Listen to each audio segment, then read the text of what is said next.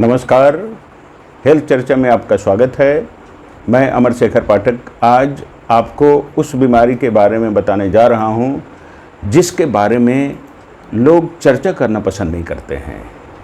हो भी जाता है तो उसे भरसक छुपाने का प्रयत्न करते हैं, लेकिन मजबूरी है कि वो इसे छुपा भी नहीं पाते हैं। वो बीमारी है बवासीर, पाइल्स, अर्श। ये ऐसी बीमारी है जो मल द्वार के रास्ते में गांठ बन जाती है। मल द्वार के बाहर और भीतर जो वेन्स, खून की जो शिराएं हैं, वो फूल जाती हैं, उसमें सूजन आ जाता है और कुछ तो बाहर निकल जाती हैं, कुछ अंदर ही रह जाती हैं। तो जो बाहर निकल जाती हैं उसको एक्सटर्नल पाइल्स कहते हैं, जो अंदर रह जाती हैं उसे इंटरनल पाइल्स कहते हैं। और कभी कभी इंटरनल पाइल्स से ब्लड भी निकलने लगता है। दर्द बहुत होता है, बेचैनी होती है, ना आदमी बैठ सकता है चैन से, न चल सकता है, न सो सकता है, काफ़ी बेचैनी होती है। आइए हम जानते हैं कि ये होता क्यों है। इसकी एनाटॉमी और फिजियोलॉजी के बारे में ज़्यादा बातें नहीं करके मैं कारण पर बातें करना चाहूँगा, ताकि यदि आप कारण समझ गए तो इससे निजात भी आप पा लेंगे, इस पर आप काबू पा लेंगे आसानी से। कारण क्या है? जो ज़्यादा भोजन करते हैं, अधिक समय तक बैठे रहते हैं, परिश्रम नहीं करते, कब्ज रहने पर पखाना करते समय जोर लगाते हैं, कूदते हैं। उसका असर क्या होता है कि जो गुदा मार्ग के अंदर और बाहर में जो वेन्स होते हैं, खून की जो शिराएं होती हैं, उस पर प्रेशर पड़ता है। लंबे समय तक कब्ज रहने पर उस पर प्रेशर पड़ता है और जो सूखा हुआ मल है वो उस पर प्रेशर डालता है।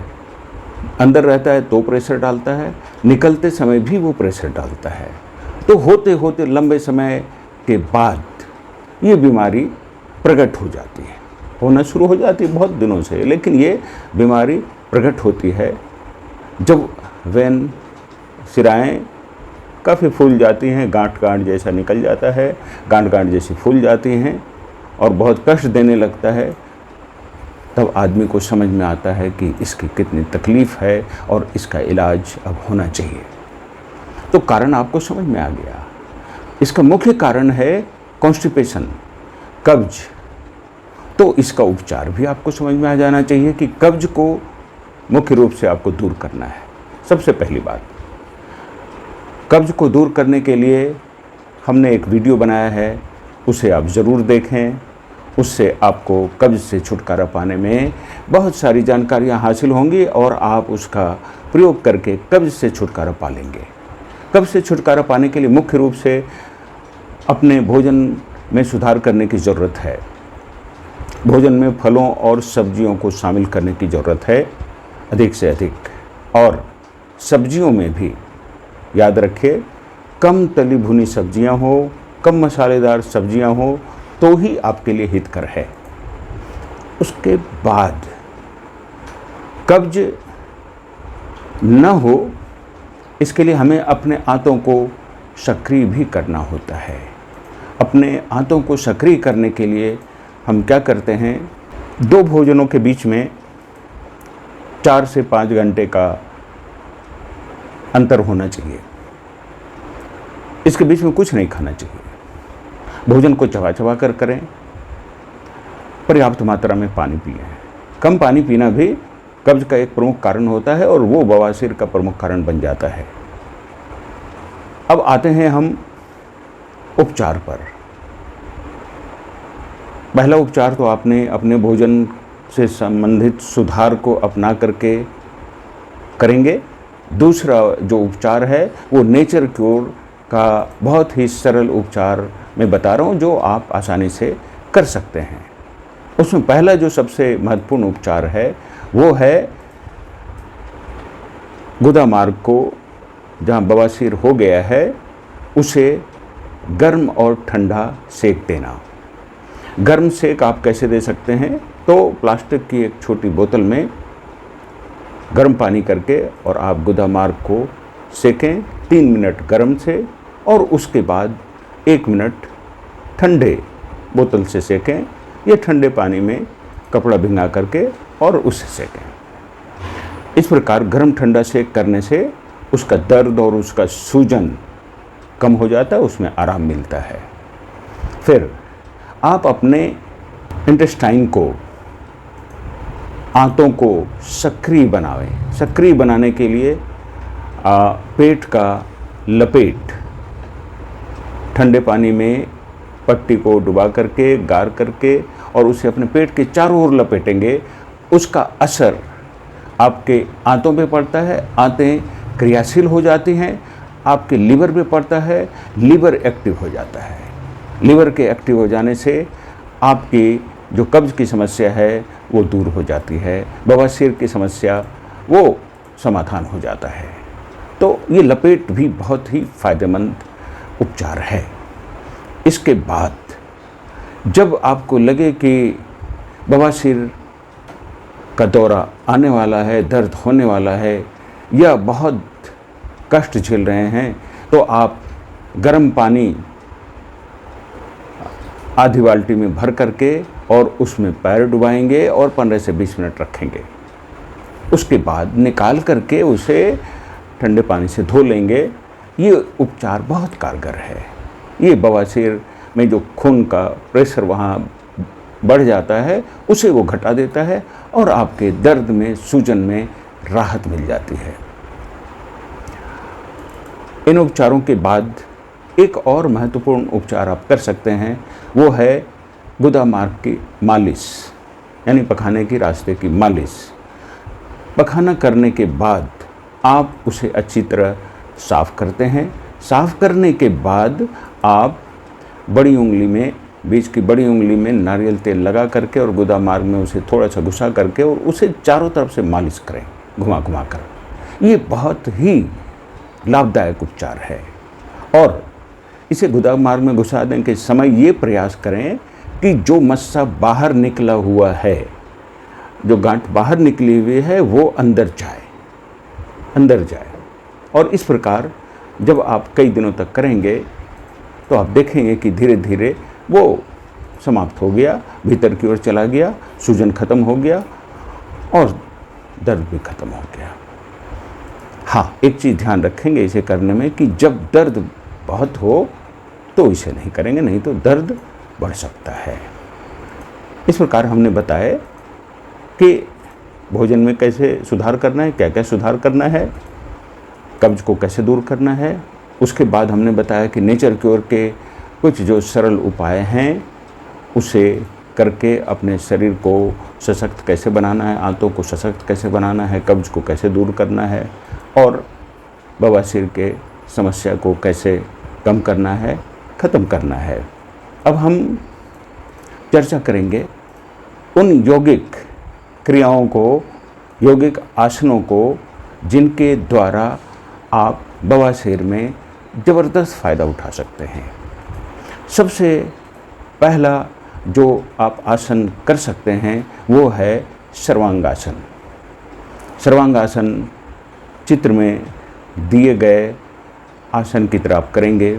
चित लेट जाएंगे और धीरे धीरे दोनों पैरों को ऊपर उठाएंगे हाथ के सहारे और अपने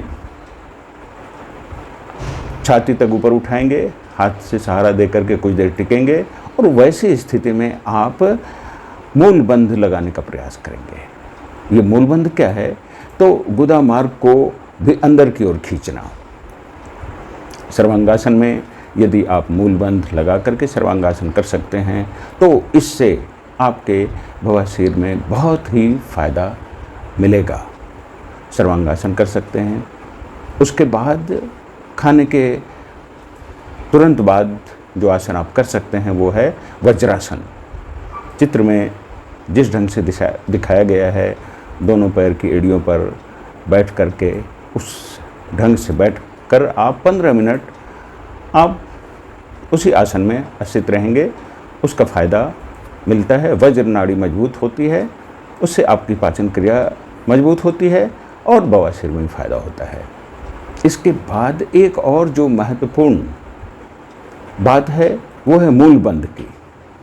मूलबंध जो हमने पहले ही बताया कि अपनी गुदा मार्ग की मांसपेशियों को भीतर की ओर खींचना, ऊपर की ओर खींचना और खींच करके थोड़ी देर के लिए उसे होल्ड करके रखना और फिर उसे छोड़ देना। इसका भी बहुत ज़बरदस्त प्रभाव पड़ता है और इसे आप जब इच्छा हो, बैठे हैं, कुर्सी पर बैठे हैं, नीचे बैठे हैं, लेटे हुए हैं, इसका ज़रूर आप अभ्यास करेंगे, बहुत ही फ़ायदेमंद है। ये तो हुए कुछ विशेष आसन, कुछ विशेष मुद्रा जिन्हें आप करके बवासीर में फ़ायदा उठा सकते हैं। इसके अलावे जो भी आपके शरीर को एक्टिव रखने के लिए एक्सरसाइज हैं, ये जो भी क्रियाएं हैं, चाहे टहलना हो, साइकिल चलाना हो, दौड़ना हो, वो आप जारी रखें। नहीं करते हैं तो वो करें, क्योंकि शारीरिक क्रियाएं नहीं करने का परिणाम भी बवासीर के रूप में होता है। तो इस प्रकार हमने देखा कि कब्ज होने से, कब्ज बहुत दिनों तक जब हमें परेशान करता है तो उसका अंजाम बवासीर के रूप में भी सामने आता है। तो सबसे पहले हमने बताया कि अपने भोजन में सुधार करें। हाँ, एक चीज़ और है, भोजन में सुधार करने के साथ साथ यदि आप चाहें तो इसबगोल का इस्तेमाल कर सकते हैं। इसबगोल खाने का प्रभाव ये होता है कि वो आपके मल को कड़ा नहीं होने देता है और वो सरलता से निकालता है, जिससे आपके बवासीर में दर्द नहीं होता है। तो इसबगोल का इस्तेमाल आप करें, चाहे तो पानी में 2 चम्मच घुल करके उसे पी लें या दूध में पी लें, जैसे हो वो पी लें, या रात में उसे भिगो करके और सुबह खा लें, लेकिन उसे आप एक बेला ज़रूर खाएं, ज़रूरत पड़े तो दोनों बेला भी ले सकते हैं। फिर जब कब्ज बहुत ज़्यादा हो, टूट नहीं रहा हो, तो आप आधा चम्मच अंडे का तेल गर्म दूध में मिला करके रात में सोते समय लेंगे तो आपका कब्ज दूर होगा, मल आसानी से निकलेगा। इसे आप 10-15 दिन भी कर सकते हैं। इस प्रकार भोजन में सुधार करके आप अपने कब्ज को दूर करेंगे। नेचर क्योर के कुछ उपाय जो हमने बताए हैं उसे करेंगे और योग से संबंधित जो क्रियाएं हमने बताई हैं वो आप करेंगे तो आप निश्चित तौर पर बवासीर की समस्या से निजात पाएंगे, इसके कष्ट से आपको मुक्ति मिलेगी। हाँ, एक बात मैं ज़रूर कहना चाहूँगा कि इन सारे उपायों को किसी जानकार के सानिध्य में रह के करेंगे तो ज़्यादा अच्छा है, वही करना उचित भी है। हम अपनी बातों को यही विराम देते हैं और आपसे रिक्वेस्ट करते हैं कि यदि आपको ये वीडियो ठीक लगा तो आप लाइक ज़रूर करें, शेयर भी करें, सब्सक्राइब भी करें, ताकि ज़्यादा से ज़्यादा लोगों को तक इसका फ़ायदा पहुँचे। और आप हमें कमेंट बॉक्स में ज़रूर लिखें कि ये आपको कैसा लगा, पसंद आया, नहीं आया, इसमें और क्या सुधार हो सकता है, या और कौन सी बीमारी है जिसके बारे में मैं वीडियो के द्वारा आपको सुझाव दे सकूं। धन्यवाद।